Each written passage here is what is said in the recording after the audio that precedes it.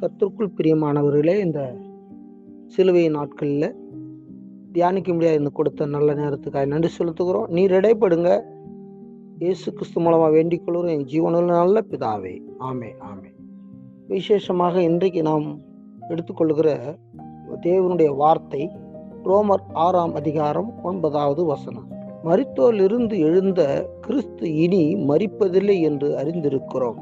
மரணம் இனி அவரை ஆண்டு கொள்ளுவதில்லை. அல்லேலூயா. யார் மரணத்தை ஜெயித்தவர்னு சொன்னா நமது ஆண்டவராகிய இயேசு கிறிஸ்து மாத்திரமே மரணத்தை ஜெயித்தார். அல்லேலூயா.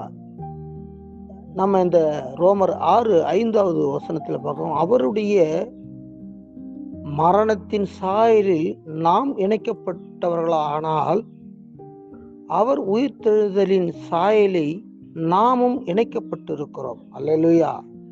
அப்படிப்பட்ட கிருபை நமக்கு இந்த நாளில் தந்திருக்கிறார். அவர் எப்படி மரணத்தை ஜெயித்தாரோ அதே போல நாம் அவருடைய சாயலை பெற்றிருக்கிற அவருடைய பிள்ளைகளாகிய நாம் அவருடைய சாயலிலே இணைக்கப்பட்டும் இருக்கிறோம். அல்லேலூயா.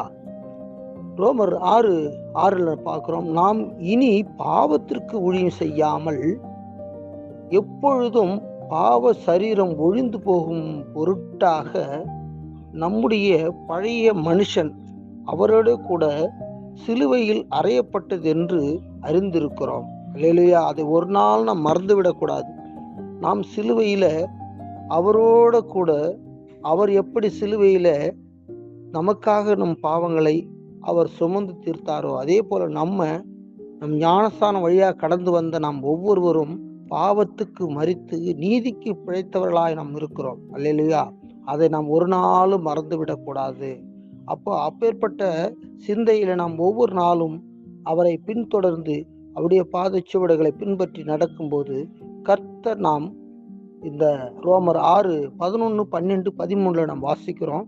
நாம் இந்த சிலுவையின் நாட்களில நம்முடைய பாவத்திற்கு மரித்தவர்களாய் மாத்திரமல்ல தேவனுக்கென்று பிழைத்தும் இருக்கிறோம் என்ற சிந்தை நமக்கு ஒவ்வொரு நாளும் நாம் நினைவில் கொள்ள வேண்டியதாக இருக்கிறது. அல்லேலூயா.